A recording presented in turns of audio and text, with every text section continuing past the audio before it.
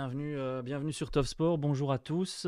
On est une équipe un petit peu réduite cette fois-ci pour débriefer un peu plus de matchs, donc on aura un peu plus de travail, on va un peu plus parler chacun, c'est pas plus mal. Donc on va débriefer la 6e journée des Champions Playoffs. On ne va pas débriefer les Europe Playoffs parce que voilà. Parce qu'on s'en fout. On va parler un petit peu du maintien évidemment du Sporting Charleroi, mais il y a surtout eu deux doubles confrontations en Champions Playoffs. C'était le calendrier qui nous avait réservé ça.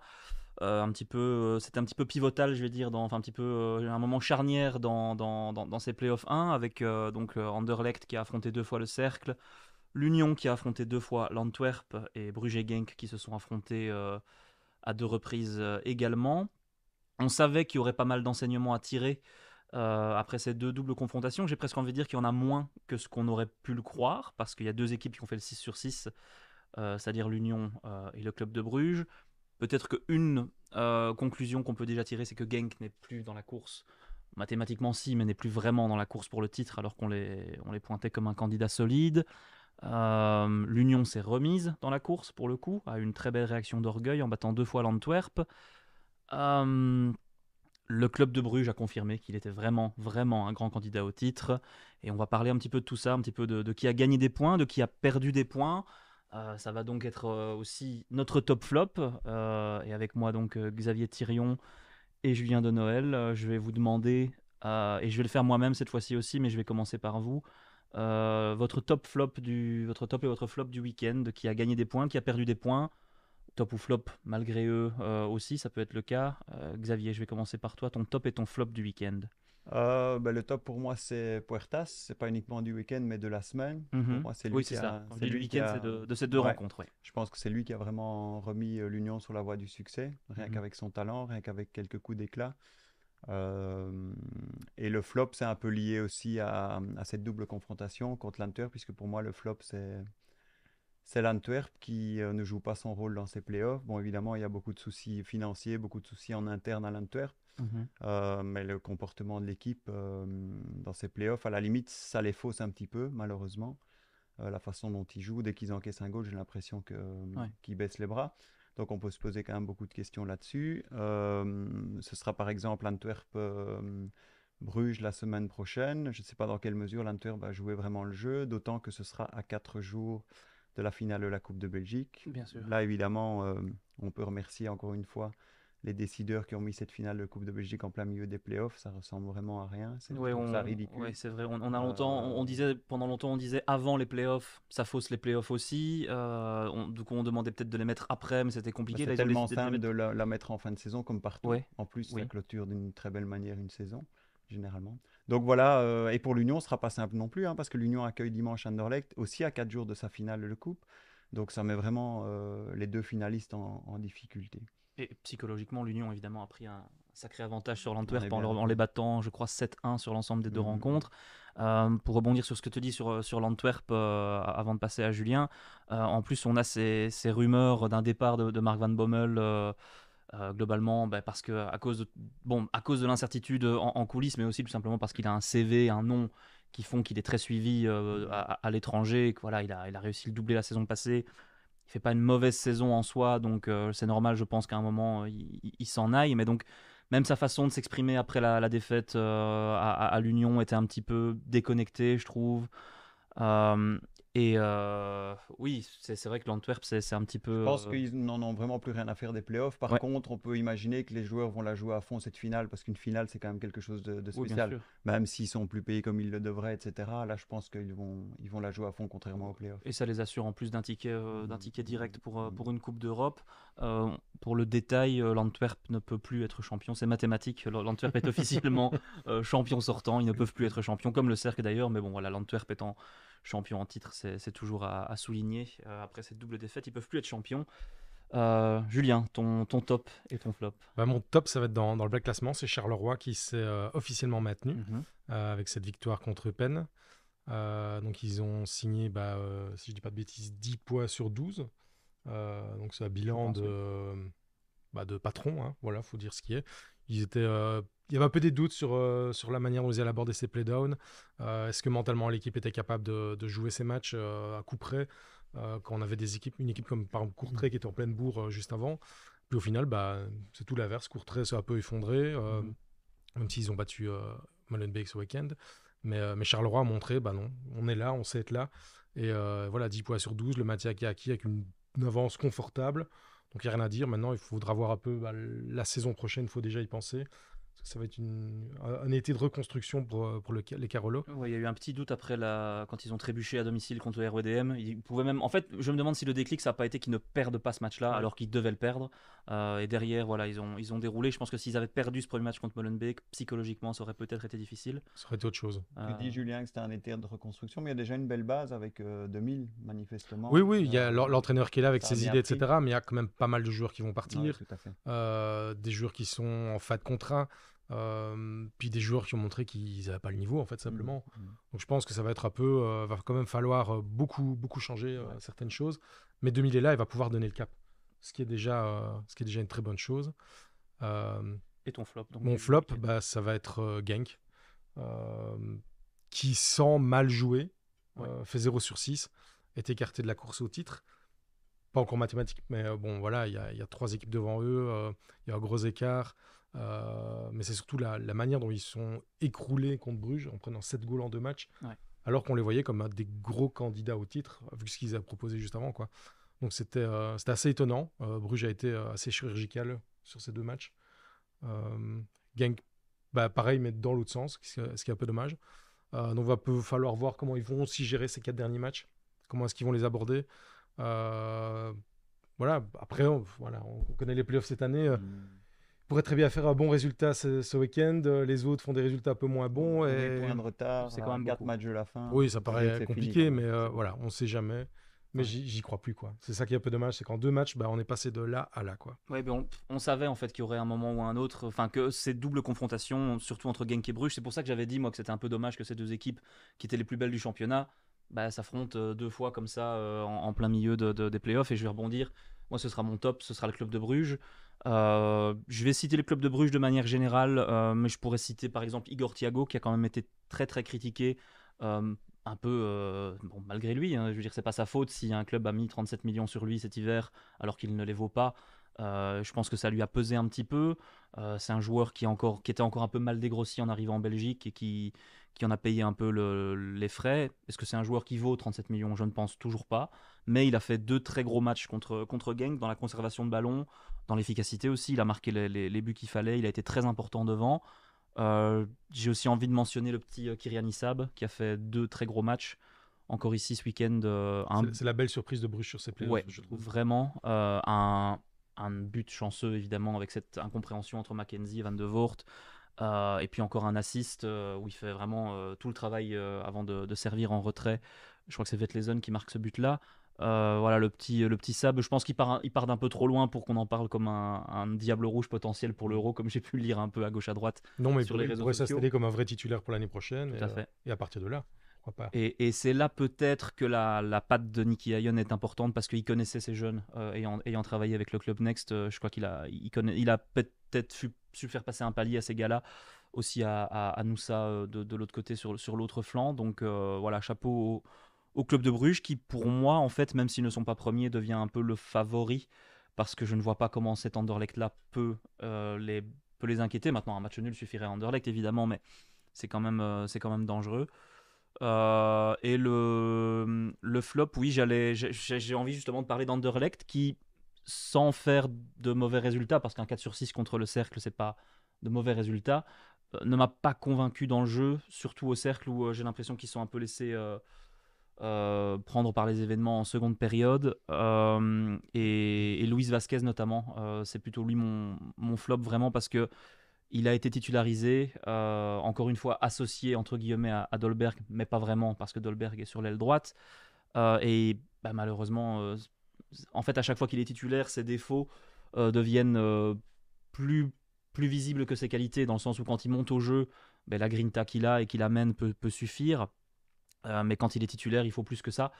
Il faut aussi mettre les occasions qu'on a. Heureusement pour lui, Mario Stroiken se suit bien sur son face-à-face là. Avec Warleson, mais il s'était quand même un petit peu loupé. Il rate 1 ou 2 grosses occasions. Et je pense vraiment que là, Luis Vasquez, il n'a pas rassuré les supporters d'Anderlecht. Donc, c'est un de mes flops parce que je pense que dans ces quelques derniers matchs, il faudra aussi avoir un banc qui fait la différence. Et là, malheureusement, c'est un petit peu à la décharge de Rimmer et d'Anderlecht avec les blessures et en plus un numéro 9 bis qui prend un coup sur la tête comme ça avec un tel mauvais match. Je pense que ça peut coûter cher à Anderlecht. Mais du coup, on va directement aller dans le vif du sujet. Est-ce qu'on commence en haut du classement? On commence directement par parler Anderlecht, puis Club de Bruges, puis Union. Xavier, toi, t'as évidemment suivi ces deux matchs du Sporting. Est-ce que Anderlecht est un des perdants de la longue semaine qui vient, enfin de la semaine qui vient de s'écouler? Par Euh, rapport à Bruges et l'Union, oui, oui, clairement. La dynamique a complètement changé en une semaine. Euh, Anderlecht ira vraiment à l'Union cette fois-ci, de nouveau, avec la peur au ventre, tout à avec fait. l'obligation de faire un résultat, de prendre au minimum un point, contre une Union qui s'est retrouvée et qui est en pleine bourre de nouveau après 2 matchs. Bon, il faut relativiser, c'était contre l'Antwerp qui n'a pratiquement pas joué. Mais quand même, l'Union a de nouveau retrouvé la confiance. Du côté d'Anderlecht, ça devient très compliqué. Euh, c'est vrai que probablement les choix de Rimmer manquent un peu d'audace ces derniers temps. Euh, on comprendrait difficilement qu'il n'essaye pas quelque chose de nouveau à l'Union, parce que dans la situation actuelle, c'est pas possible. Ça manque tellement de créativité et qu'il faut des gars peut-être comme Ashimeru, comme Mhm. Angulo, qui sont bien rentrés au Très très jeu. bien rentré. Dimanche, c'est peut-être les seuls éclaircies dans la grisaille. Mais ça reste compliqué et tous les torts ne sont pas à mettre sur Rimmer parce que, comme tu le disais, à sa décharge, imagine-toi quand même qu'il lui manque Verskaren, qu'il lui manque Hazard, qu'il lui manquait Dreyer. Mhm. Bon, Schmeichel, ça c'est moins vu parce que Kozman, ça a très bien joué aussi à Bruges. Et donc, on se retrouve avec un Anderlecht qui a finalement un noyau beaucoup plus limité qu'on ne l'aurait peut-être pensé au début et qui, pour l'instant, n'a pas le noyau pour rivaliser avec Bruges et l'Union. Qui aurait dit au début de saison que Léonie et Strucken seraient titulaires et devraient faire tourner l'entrejeu. D'ailleurs, pour l'instant, ils sont un petit peu fatigués, ce qui est tout à fait normal. Qui aurait dit que Sardella serait un titulaire indiscutable alors qu'il était sifflé il y a quelques mois. Mhm. Donc on oublie un peu vite tout ça du côté d'Anderlecht en disant ils doivent être champions cette année, etc. Non, je pense que ça reste très compliqué. Tu as un Delaney qui est censé apporter son expérience mais qui est à court de rythme. Sur le banc au cercle, je regardais hier, il y avait le jeune Juré des U23, il y avait Randstad, des joueurs sur lesquels Anderlecht, en tout cas, ne compte pas dans l'immédiat. Mhm. Et donc, c'est avec un banc comme ça que Rimmer a dû le faire au cercle. Et donc, finalement, c'est peut-être pas étonnant qu'ils n'ont pas ce fameux 6 sur 6 dont ils rêvaient. Et la façon dont ils ont effectivement laissé le match leur échapper hier, ça c'est assez incompréhensible. Alors qu'après 10 minutes, ils étaient dans un fauteuil normalement. Donc, c'est pas très rassurant pour les 4 matchs qui restent. Mais comme tu le soulignes, faut se souvenir d'où ils viennent. C'est-à-dire Mhm. que la veille, je crois, d'Anderlecht Cercle, c'était un an jour pour jour après la défaite à domicile contre Où Malines. ils avaient Voilà. terminé 11e. Ils terminent 11e. Là, ils sont, bon, sauf véritablement un retournement de situation, quasi assurés du top 3, en fait. Voilà. Parce Ce que qui est Genk est, déjà une très très belle en performance. fait, Il faut pas l'objectif, l'oublier. l'objectif d'avant-saison est atteint, d'ores et On est bien déjà. d'accord. Ouais. Euh, donc, oui, En fait, ils se sont mis à rêver au début des playoffs où tout c'est ça. finalement a commencé à bien tourner. L'Union qui s'est écroulée. Mais c'est clair que si on avait dit à Anderlecht il y a quelques semaines, vous allez jouer le titre, ils auraient signé des deux mains. Donc c'est clair qu'à mon avis, s'ils terminent troisième, deuxième encore mieux pour eux, mais ce ne serait pas une contre-performance, loin de là. Euh, voilà, mais bon, tout reste encore possible, hein. Mhm. Même en perdant à l'Union, à la limite, tout ne serait pas fini, à condition de faire après un 9 sur 9 contre Genk, contre Bruges et à l'Antwerp, ce qui n'est pas exclu non plus vu la situation de l'Antwerp et la force d'Anderlecht à domicile quand même. Ouais, c'est vrai que c'est encore une fois à l'extérieur qu'ils ont fait une Mhm. contre-performance. Bon, ils prennent un point, c'est mieux que ce qu'ils avaient fait précédemment, mais voilà. Et c'est un peu la méthode Coué pour l'instant, Anderlecht, hein. Depuis dimanche soir, c'est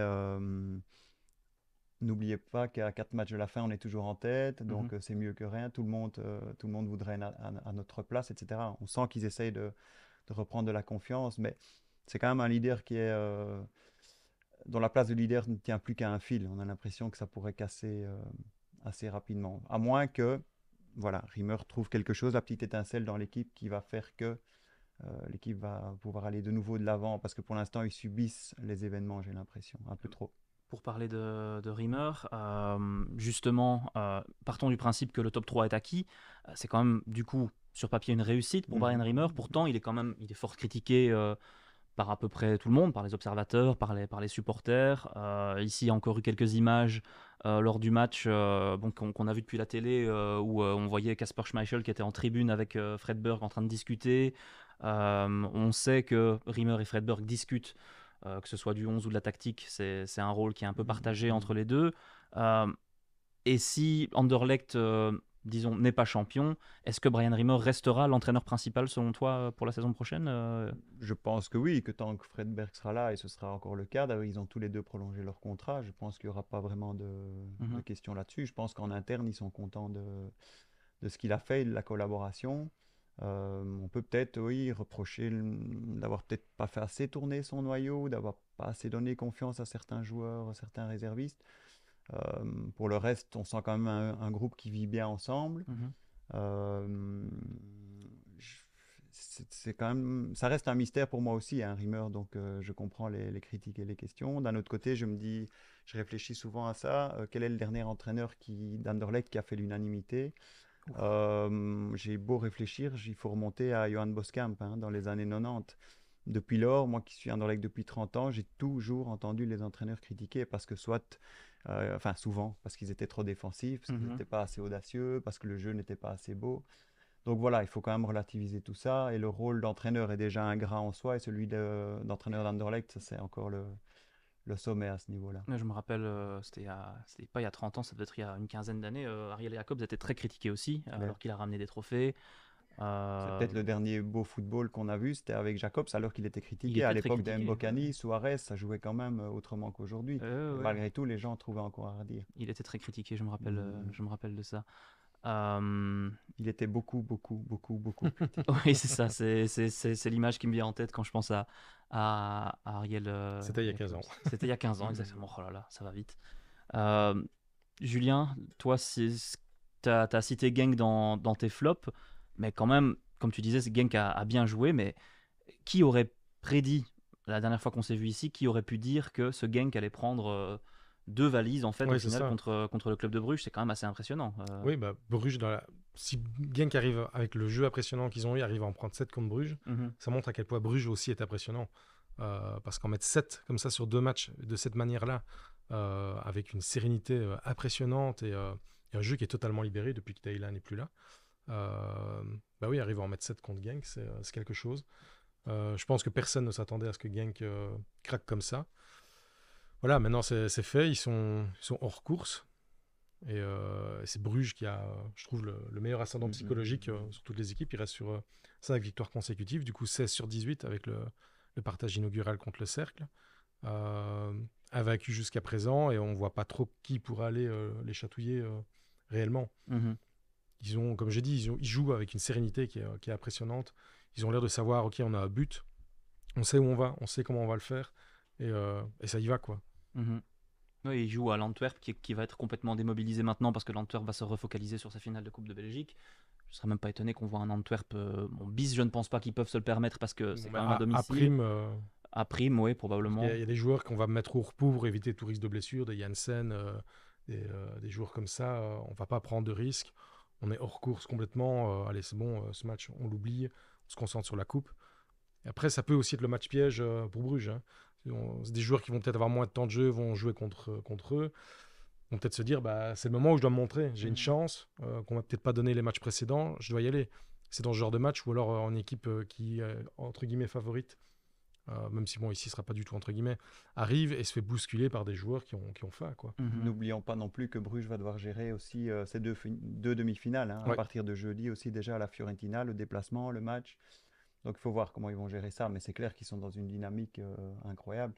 Disons que pour l'éthique sportive, je verrais bien l'Union championne, Anderlecht deuxième et Bruges troisième. Parce qu'il ne faut pas oublier que voilà, l'Union a terminé la phase classique avec 19 points d'avance sur Bruges, il ne faut pas l'oublier non plus.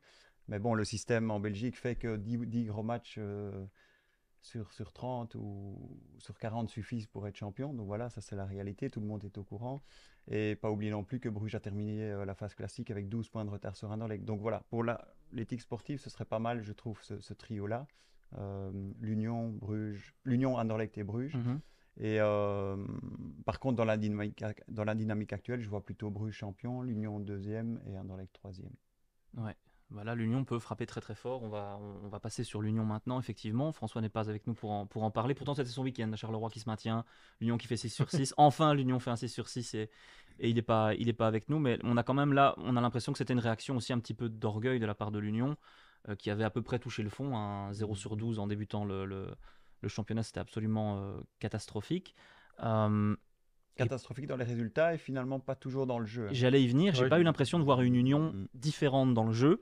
Elle a affronté un adversaire différent en termes de qualité, en Un termes peu de, moins de efficace, comme ça motivation. peut arriver, mais tout s'est regroupé au même moment. Quoi. Ouais, et notamment Cameron Puertas qui a marqué des débuts somptueux dans cette double confrontation.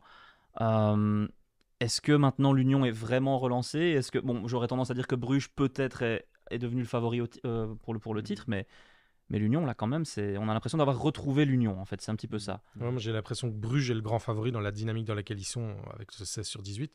Mais l'Union n'a finalement jamais été larguée malgré ce 0 sur 12 inaugural. Et là, fou quand on y pense. Oui. 0 sur 12 et on n'est pas largué. Oui, parce qu'on en parlait justement avec Xavier juste avant. Imaginons qu'ils aient battu, même 6 sur 12, qu'ils aient battu le Cercle et Genk, qui sont les deux équipes qui sont déjà larguées. Donc, en comptant les défaites contre Bruges et Anderlecht, ils étaient avec 5 points d'avance sur tout le monde. Quoi. Ouais. Donc, ça montre le côté aussi, on a Bruges qui est revenu, Anderlecht qui n'en a pas vraiment profité. Tout s'est resserré et l'Union, avec ce 6 sur 6, ils sont complètement relancés. C'est pas exactement la même dynamique qu'à Bruges parce que il n'y a pas la même suite de résultats, mais et c'était contre l'Antwerp qui est l'équipe complètement démobilisée de ces playoffs. Mais voilà, mentalement, ils ont réussi à faire le switch, à retrouver les victoires, à enchaîner, à mettre des goals. C'est pas des victoires 0-0 un peu à l'arrache. Je veux dire, c'était un jeu dominateur. Ils mettent plusieurs goals. Il en encaisse qu'un, et encore sur une erreur. Une erreur, et en fait, c'est ça qui fait se dire flûte, ils sont repartis pour un tour, parce que c'est encore une erreur de. C'est l'erreur qui fait le 0-1 de Sadiki. On se demande qu'est-ce qu'il fait. Et au final, là, ils ont montré qu'ils avaient du mental. Ils ont réussi à passer au-dessus de ça, à les mettre 4 goals derrière. Et donc, moi, j'ai l'impression que Bruges, grand favori, l'Union favori, et puis Anderlecht, ce match. En plus, à l'Union, qui voudra remettre les points sur les i après la défaite au Loto Park. Il va encore avoir quelques finales dans ces playoffs. Il y aura ce match Union-Anderlecht, il y aura aussi Anderlecht-Bruges le 19 mai, et il y aura aussi encore Bruges-Union. Ouais. Donc, mathématiquement, le champion ne pourra être connu au plus tôt que lors de la 9e journée. Et à mon avis, ce sera plutôt lors de la 10e, mais donc on ne peut pas avoir de champion avant la 9e journée. C'est quand même tout ce qu'on demande en ayant ce système de playoff, parce que quitte à avoir un système de playoff, autant s'amuser jusqu'au bout. Là, on devrait a priori s'amuser jusqu'au bout. Moi, j'ai envie de tirer aussi un coup de chapeau aux supporters de l'Union, parce que commencer les playoffs comme ça sur un 0 sur 12, après ce qui s'est déjà passé les 2 saisons précédentes, et il n'y a pas eu... Bon, il y a peut-être eu un petit peu, mais c'était vraiment marginal. Il n'y a pas eu de huée, il n'y a pas eu de sifflet, il y a probablement eu un mécontentement. Moi, j'ai des amis qui sont supporters de l'Union. En privé, je recevais des messages qui étaient vraiment très mécontents de Maurice, des matchs de Gustav Nilsson, etc. Mais dans le stade, il y a vraiment une ambiance positive qui est restée. Il y a eu cette banderole qui était presque mignonne, quoi. Oui. Il n'y a pas eu d'injures, il n'y a pas eu il y a rien eu d'agressif ou quoi que ce soit. Je pense que si Anderlecht avait commencé par un 0 sur 12, on aurait entendu quelques huées au Loto Park. Rimmer n'était plus là. Je pense que si, parce qu'il venait de prolonger, mais il y a un 0 sur 12 à Anderlecht, en tout cas, il y aurait eu des invasions dans le Loto Park. Ça aurait été très difficile à gérer. Je crois qu'à Bruges, après ce qui s'est passé avec Ronny Della, le licenciement de Ronny Della, ça aurait été très très difficile à gérer aussi. Donc, vraiment chapeau aux supporters de l'Union. Il y a que l'Antwerp où ils s'en foutent. Pour l'Antwerp, je crois qu'effectivement, ils ont la finale de la Coupe de Belgique qui arrive. Mais là, voilà, à l'Union, on a quand même senti que même si c'est très difficile à vivre pour les supporters, ils ont mordu sur leur chic, comme on dit, et c'est ça aussi, je crois qu'il y a. Et même le but de Janssen, erreur de Sadiki encore. Immédiatement, il y a eu des chants qui ont repris. Il n'y a pas eu le moindre sifflet, la moindre huée. Ça a directement soutenu leurs joueurs. Et là, franchement, quand c'est bien comme ça, il faut le dire, parce que je crois que c'est ça qui va aussi faire la différence. Et je crois que ce dimanche, ils seront vraiment à bloc. Et j'ai du mal à imaginer cet Anderlecht-là. Anderlecht qui devrait récupérer quand même Dreyer et Schmeichel pour ce match. Ils étaient relativement optimistes hier après le coup de sifflet final à Bruges pour Dreyer, Schmeichel et éventuellement aussi Verskaren. Mais bon, Quel Verskaren on va récupérer voilà. dans ces conditions, évidemment. Récupérer Verskaren, je ne vois pas trop l'intérêt dans les conditions actuelles parce que je ne sais pas avec quel rythme il va revenir, etc. Donc voilà, ça reste un gros point d'interrogation et la situation de Dreyer et Schmeichel sera évaluée au jour le jour. Maintenant, comme tu l'as dit, Colin Kozmans, qui est aussi une des belles histoires, on aurait pu le mettre dans nos tops en fait. C'est vrai qu'on n'y a pas vraiment pensé, mais petite pensée pour Colin Kozmans qui n'avait plus débuté un match en D1A en tout cas, parce qu'il a joué avec les Futures. Il n'avait plus que débuté un match depuis 5 ans, 4 ans 2019. 2019, donc oui, bien ça, 5 ans en termes de calendrier. Son émotion dans le vestiaire après le match en milieu de semaine aussi faisait plaisir à voir. Et bon, voilà, on connaît le rôle qu'il a dans le vestiaire d'Anderlecht. Oui, c'est une très belle histoire. Ce qui m'a marqué, c'est le mot qu'il a utilisé. L'attitude de Schmeichel aussi était quand même significative. Il était le premier à l'encourager, etc. C'est lui qui l'a échauffé, je pense lui-même, d'ailleurs, quand il s'est un peu blessé. Moi, c'est le mot qu'il a utilisé en zone mixte après qui m'a marqué. Il dit j'avais pas envie de devenir une caricature de moi-même, une caricature de numéro 2. Alors que voilà, Colin Kozmans, il n'a pas eu la carrière qu'on lui prêtait au début, mais c'était quand même un gardien dont on parlait en bien au début de sa carrière, qu'on voyait comme un futur bon gardien de notre D1A. Et qui, voilà, un petit peu à l'image d'autres gardiens comme Davy Roof ou des gardiens de ce genre, c'est un petit peu perdu en route, mais voilà, ça faisait plaisir. Il n'est pas si vieux que ça. Non, il a 31 ans, je crois. Ouais, c'est ça. Mais bon, il a commencé super jeune. Donc, Et pas oublier non plus qu'en début de saison, parce qu'on a beaucoup parlé de la situation de Maxime Dupay avec l'arrivée de Schmeichel, mais Kozmans a reçu un coup sur la tête à ce moment-là aussi, parce qu'on lui avait promis qu'il serait deuxième. Donc il a dû digérer tout ça, aller jouer avec les U23.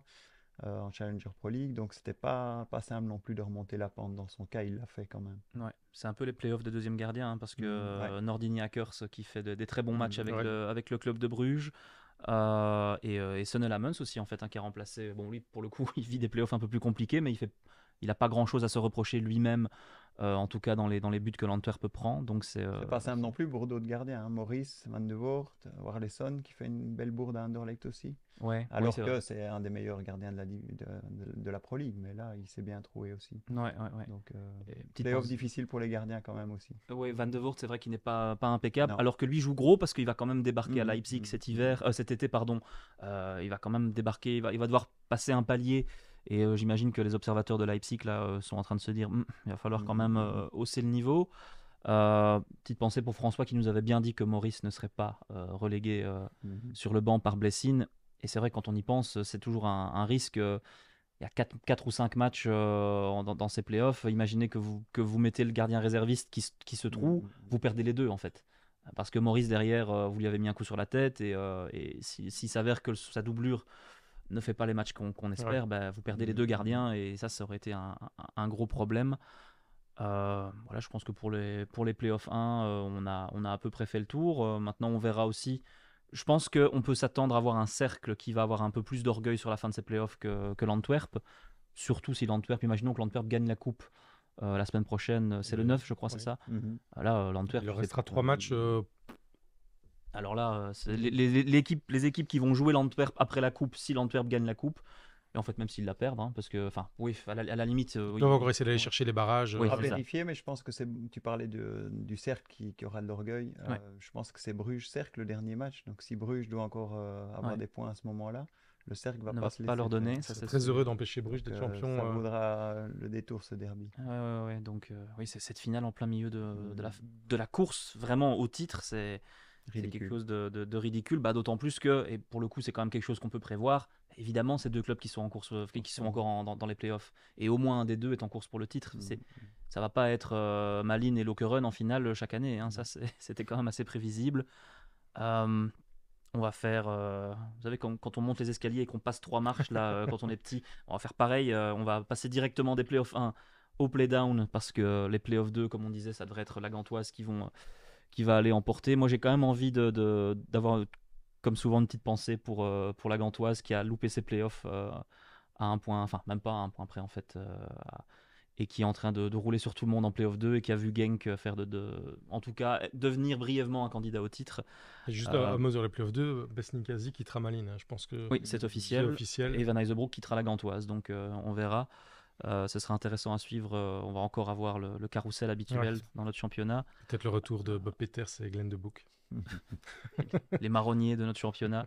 Je pense qu'un scénario plausible, c'est de voir Besnicazi signer à la Gantoise, notamment parce que il me semble que c'est Moji Bayat qui gère les affaires de Besnicazi, et on sait qu'il a ses entrées à Gand. Et puis ce sera un profil qui collerait bien au club et qui serait intéressant. Personne ici ne tomberait de sa chaise si c'est ce qui se passait. Mais bon, direction les playdowns. Charleroi sauvé, toi tu les as mis dans ton top. Je trouve ça quand même un petit peu généreux parce que bon, oui, c'était quand même un petit peu attendu et on peut pas non plus dire qu'ils étaient brillants. Maintenant, c'est vrai, ils ont fait le job. Ils ont fait le job, voilà, c'est ça. Donc, j'ai dirigé 4 équipes. Il y en avait un seul qui était sauvé direct, c'est Charleroi, qui était en bonne position pour commencer, mais qui l'a fait. Voilà, je trouvais que ça méritait un top pour dire, il y en avait beaucoup, et dont moi, je le reconnais, qui avaient des doutes sur les capacités de Charleroi à mentalement faire le switch dans cette mini-compétition. Mais ils l'ont fait. Donc voilà, il faut reconnaître qu'ils ont, avec Rick 2000, ils ont réussi à proposer quelque chose de différent. C'était pas toujours exceptionnel. On l'a vu, le premier match contre Molenbeek, c'était même très compliqué. Contre Courtrai, ils gagnent, mais voilà, revenant un peu de nulle part, comme ça. Mais ils l'ont fait. Donc, ils avaient un objectif, ils l'ont atteint. Que demander de plus, finalement? C'est vrai.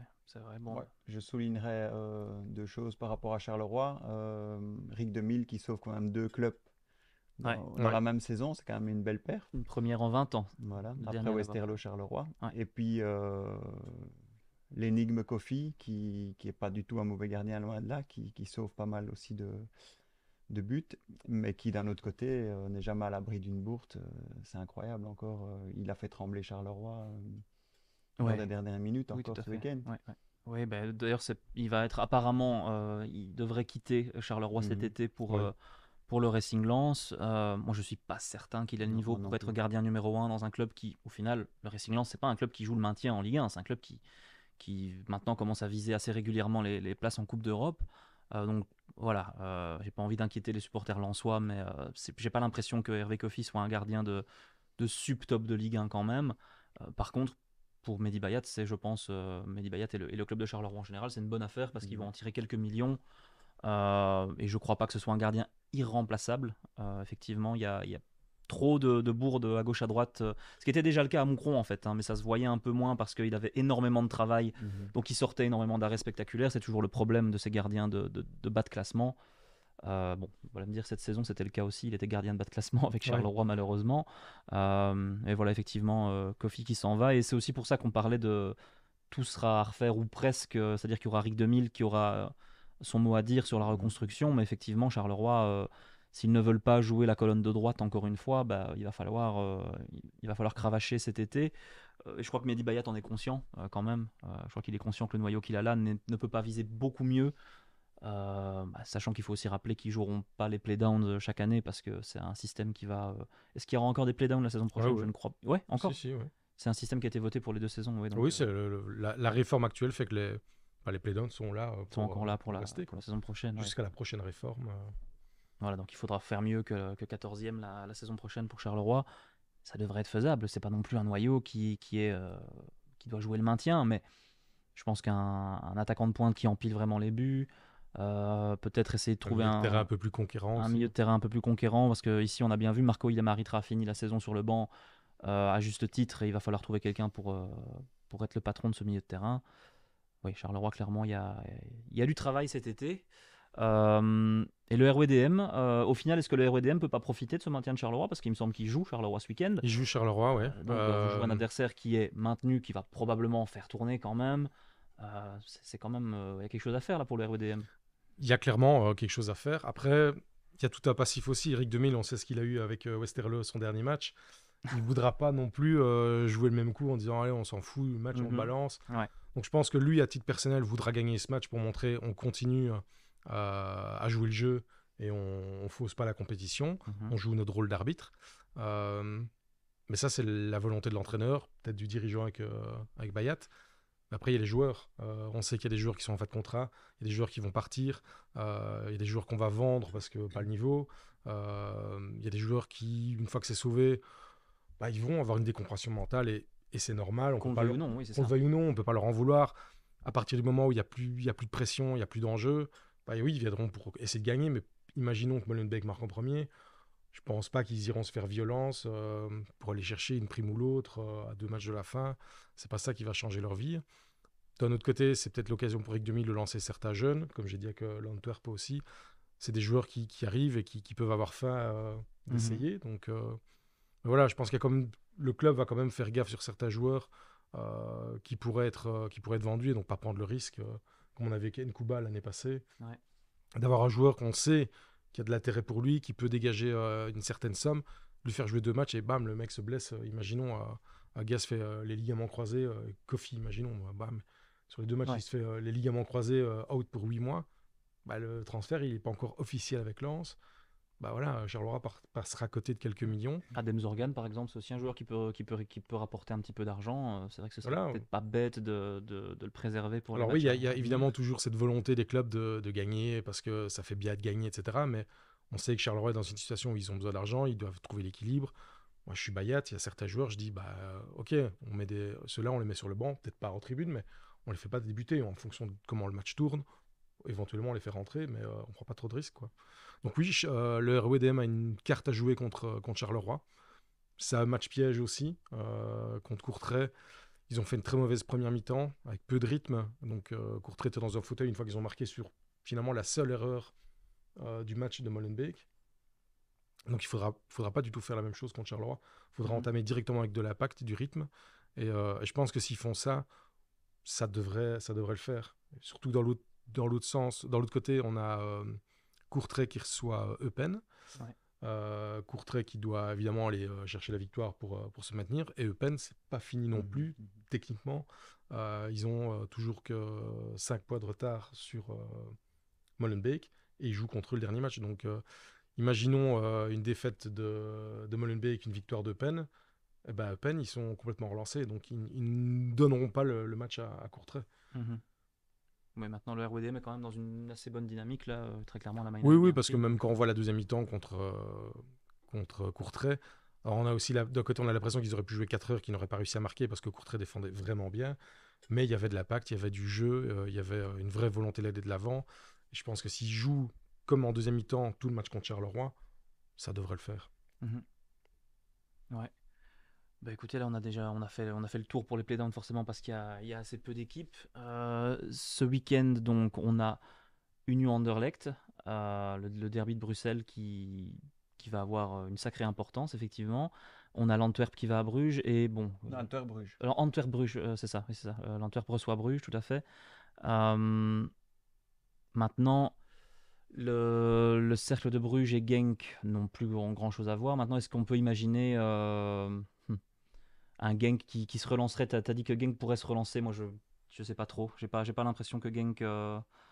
Oui, Xavier, toi, tu disais 8 points de retard avec Pas 4 matchs sur à ce jouer. match-ci directement, mais Ouais. s'ils gagnent, que les autres font des résultats, des matchs nuls ou quoi, peut-être qu'ils vont se dire, il y a peut-être moyen, hein. Mais Mhm.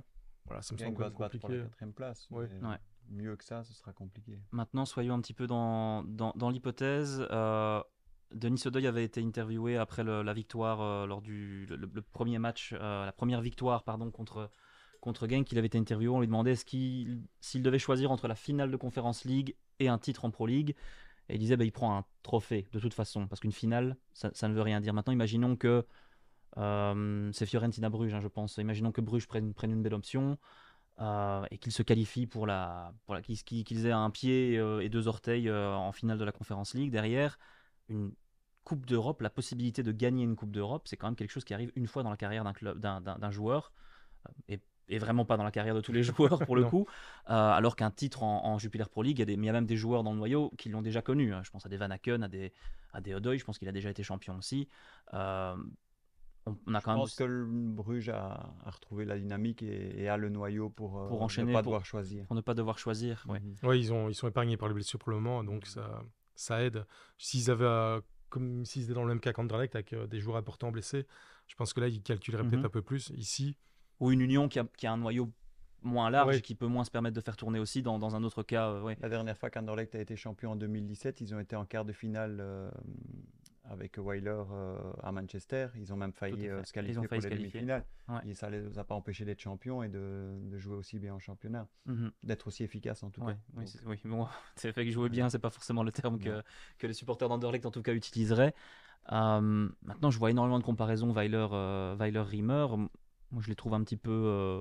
J'ai l'impression que Weiler avait quand même une idée de Voilà. jeu qui était plus développée. Ben, à ce titre-là, j'ai fait une interview cette semaine de Frank Books, qui est le dernier gardien à avoir été Ouais. champion avec Anderlecht. Il disait, nous, on était encore plus prudents que Mhm. Riemer, mais on était plus tueurs. Ouais. Donc voilà, lui, il analysait l'approche de Riemer, qu'il a bien connu puisqu'il était son adjoint à un moment. C'est ça, oui. Il disait que Riemer mettait un peu plus de pressing et prenait, d'après lui, plus de risques que n'en prenait Weiler, ce qui est assez intéressant comme J'ai comme l'impression constat. que Weiler avait un cynisme que n'a pas Riemer. J'ai l'impression que Mm. Riemer essaye beaucoup plus de se mettre les supporters dans la poche. La presse, n'en parlons pas, Weiler la détestait, alors que Riemer a une très bonne relation avec la presse. Et ce qui est à Anderlecht parfois, surtout du côté néerlandophone, j'ai l'impression, c'est toujours bien d'avoir une bonne relation avec la presse, à surtout arriver comme ça les échéances un peu tendues. Mais Riemer est plus du genre à arrondir les angles que Weiler ne l'était.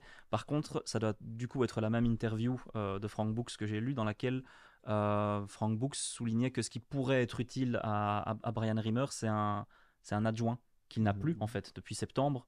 Comment s'appelait l'adjoint qui était gallois, je pense, qui a quitté J'ai oublié son nom, il y en a tellement qui sont passés. voilà, que- mais lui était un vrai T2, c'était un vrai adjoint. Il a quitté le club et depuis, en fait, Brian Riemer n'a pas de T2. Et Frank Books soulignait que c'était quelque chose qui pourrait soulager un peu Brian Riemer, qui a tendance soit à tout faire tout seul, soit à être en tout cas le seul sous les feux des projecteurs. Moi, je pensais que Riemer était T2 et que Fredberg était T1. Oui, c'est ce que beaucoup disent aussi. Mais voilà, est-ce que tu as l'impression que c'est quelque chose qui pourrait aider Brian Riemer? Je sais qu'en tout cas, Books manque à Riemer, ça c'est sûr. Ouais, d'accord. Si ça ne dépendait que de Riemer, il aurait déjà fait revenir Books depuis longtemps. Mais bon, voilà, la situation familiale de Frank Books ne permet pas de revenir à Anderlecht Mhm. pour l'instant. Ok. Ouais, on avait d'ailleurs souligné à Colin Kozmans que la dernière fois qu'Anderlecht avait été champion, c'était aussi avec un gardien dont on n'imaginait pas qu'il serait le gardien d'Anderlecht, c'est-à-dire Frank Books. Je vais partir sur un autre sujet ici parce qu'il y a un joueur qui brille pour le moment, c'est Hans Van Aken. Il a fait encore 2 très très gros matchs contre Genk. Je vais parler aussi de Kyriani Sab qui monte bien en puissance. Il y a pas mal de petits bobos au milieu de terrain pour le moment chez les Diables Rouges. On a vu Vranks, ça pourrait être un ligament. Tielemans aussi. Tielemans, apparemment ça va. Mais on a vu que Mangala ne joue plus à Lyon, ou presque. Même Amadou Onana. Alors, ces deux-là, évidemment, seront repris. Hein, je ne dis pas ça. Je dis pas le contraire. Mais est-ce que Hans Van Aken, pour vous, rappelons qu'il n'a pas joué une minute sous Domenico Tedesco, Hans Van Aken à l'Euro 2024 ou pas? Voilà, je vais poser la question tout simplement comme ça, en imaginant qu'il conserve le même genre de niveau jusqu'à la fin de saison, que Bruges même, disons, atteigne une finale de Coupe d'Europe et soit champion de Belgique. Est-ce qu'un Hans Van Aken, c'est même au-delà de se demander s'il a sa place chez les Diables Rouges, est-ce que Domenico Tedesco peut ne pas appeler Hans Van Aken? Avec le niveau qu'il a actuel, effectivement, il aurait sa place dans le groupe. Maintenant, mais tu l'as dit toi-même dans la question, à partir du moment où Tedesco ne lui a jamais donné une minute, je vois pas pourquoi ça changerait maintenant à quelques semaines de l'Euro. Julien? Après, il n'a pas donné de minutes, mais jusqu'à la dernière sélection, je trouvais que Van Aken n'était pas non plus exceptionnel. Là, il a vraiment, depuis le début des playoffs, il est exceptionnel.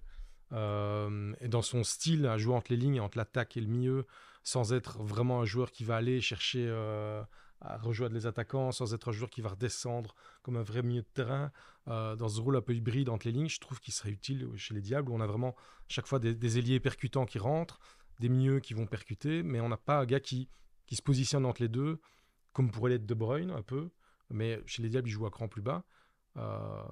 Voilà, je pense que Van Aken serait un profil qui pourrait être intéressant. C'est un profil qu'on n'a pas vraiment en fait chez les Diables. Notamment, il a aussi quelque chose qu'on souligne assez peu, mais c'est son jeu de tête. Je trouve qu'il a une présence physique. Et il a de l'expérience aussi, ça trentenaire, je pense. Je crois qu'il a effectivement ses 30 ans. Oui, tout à fait. Donc c'est une expérience dans un milieu de terrain qui a été fort rajeuni, qui pourrait être très utile pour pour encadrer. Enfin, je dis pas pour encadrer en mode c'est des gamins qui jouent à Bruges, certains jouent dans des grands clubs européens, mais voilà, c'est un gars qui a du vécu dans un style qu'on n'a pas actuellement et qui, pour moi, serait très intéressant. Surtout qu'on parle peut-être d'une liste élargie à 26. Je pense que c'est plus ou moins fait, hein. Ce sera une liste de 26. C'est pas encore officiel, mais voilà, Ouais. dans 26. Dans 23, ça peut être plus compliqué, mais si on en prend 3 en plus, moi je prends Van Aken avec. Honnêtement, je vous poserai même pas la question si la liste était à 23, parce que là, je pense qu'il n'y a juste pas la place pour le mettre. Mais dans une liste de 26, en imaginant qu'un Astor Vranks, par exemple, soit out pour l'Euro, effectivement, à partir du moment où on cite un joueur comme Albert Sambi Lokonga, je ne vois pas pourquoi on ne pourrait pas citer un Hans Van Aken qui, pour moi, amènerait quelque chose. Pourtant, j'ai pas toujours été son plus grand défenseur, mais je trouve que le niveau qu'il a atteint là devrait en tout cas l'inclure dans les Chez les Diables, il n'a jamais démérité en plus. Malheureusement, il n'a jamais eu un gros rôle à jouer, mais c'est vrai qu'il a. Et puis surtout, c'est quelqu'un de très discret, c'est quelqu'un de très travailleur qui se contenterait en fait de faire nombre et d'être là pour aider. Je crois qu'il n'y aurait pas de discussion à ce sujet, donc voilà, je trouvais ça intéressant en tout cas d'évoquer sa bonne forme. Voilà, je cite encore Kireni Sab, lui non, ce sera pour à mon avis la campagne suivante pour 2026, mais il y a une place à prendre aussi au back droit, hein. Je rappelle que Zeno de Bast a été aligné back droit par Tedesco, c'est quand même qu'on en arrive à un certain degré de désespoir si on en vient là. Ouais, à l'époque, il y avait aussi, je crois que Castagne n'était pas dispo. Oui, il y avait plein de circonstances, évidemment. Hein. Siquet était blessé. Castagne-Meunier, Siquet, oui, il faut voir. Maintenant, si on pense à ça, on pense à Siquet, c'est plus ou moins... Il y a Sardella aussi, Sardella qui pourrait éventuellement devenir un diable rouge un jour, même si j'ai un peu l'impression qu'il fait une saison en sur-régime, Kylian Sardella. Ces dernières semaines sont plus compliquées. Voilà, aussi, il a été encore décisif contre l'Union, mais oui, les dernières semaines sont compliquées. Mais c'est le cas pour plusieurs jeunes d'Anderlecht qui semblent un peu au bout du rouleau physiquement. Oui, ce week-end, c'est le cas aussi. Léonie, malgré son doublé dans le premier match, c'est difficile pour l'instant. Tire un peu la langue. D'ailleurs, le match retour était moins bon de sa part. On va passer aux éventuels pronostics, ce que vous imaginez pour ce week-end. Honnêtement, je pense que personne d'entre nous n'avait vu Bruges écraser 2 fois Genk. En tout cas, c'était pas mon cas. Petite pensée pour François qui, lui, avait vu l'Union rebondir enfin contre l'Antwerp. C'est ce qui s'est passé. Quel est le premier match du week-end? Il me semble que dimanche, c'est Union Anderlecht. Union Anderlecht, c'est à 18h30. C'est à 18h30. Antwerp-Bruges, c'est avant. Si d'accord. On va commencer par Antwerp-Bruges. Est-ce que... Moi, j'ai l'impression que, vu la forme de Bruges et vu la méforme de l'Antwerp, on va assister à une nouvelle petite démonstration du club de Bruges. Ouais, je pense aussi. Pour changer, alors, je vais dire un match nul. Un match nul. Comme ça, l'Antwerp préparera bien sa finale de coupe. Espérons pour eux. Et bon, espérons pour Bruges que ça ne leur... peut-être à ce moment-là, Bruges qui perd un petit peu d'énergie dans son déplacement à Florence. Effectivement. Et l'Union Anderlecht, Xavier, je vais commencer par toi. Un partage également. Un partage également. Voilà, je suis un petit peu surpris, Julien. J'aurais dit un partage, mais alors du coup, je vais dire une victoire de l'Union. Moi, très clairement, je vois une victoire de l'Union. Je vois vraiment cette Union-là maintenant avoir enfin passé le cap. Et c'est fou, hein, parce que je ne vous aurais pas du tout dit ça la semaine passée, mais là, j'ai l'impression que l'Union est vraiment, vraiment relancée, parce que je l'avais trouvée très inquiétante, mais jamais dans le jeu. Je l'avais toujours trouvée très inquiétante psychologiquement. Et là, le fait qu'ils aient été menés et qu'ils aient tellement à ce point-là renversé la situation me fait me dire que là on a quand même retrouvé l'union, on a retrouvé un petit peu l'orgueil de cette équipe, et je crois que c'est presque mieux ça que d'avoir joué à un niveau moyen et d'avoir marqué à la fin du match. Là je trouve que d'avoir encaissé ce but et d'avoir cette fois-ci réagi, ils auront de nouveau un rôle de favori, donc il faudra voir comment ils vont gérer cette pression qu'ils n'ont pas bien gérée quand ils avaient ce rôle-là. Ouais, c'est vrai. Voilà. Moi je vois l'Union battre Anderlecht, donc et je vois le RWDM battre Charleroi, parce que je pense qu'on va voir un Charleroi démobilisé. Donc, surtout que c'est à Molenbeek. Ça aurait été à Charleroi, ça aurait peut-être été différent, parce que ça aurait été probablement le dernier match à domicile ici. Voilà, je pense que oui. Je pense une victoire de Molenbeek. Peut-être pas facile, mais une victoire. On s'y verra, parce que je viendrai à Molenbeek pour la 2e fois de la saison. Je vais voir ce beau stade Mactens, et le dimanche Union, je serai là aussi 18h30, hein, c'est ça? Parfait, on s'y voit, on se voit ce week-end et on se voit ensuite ce lundi pour débriefer ces playoffs qui n'en finissent pas de surprendre. Salut à tous.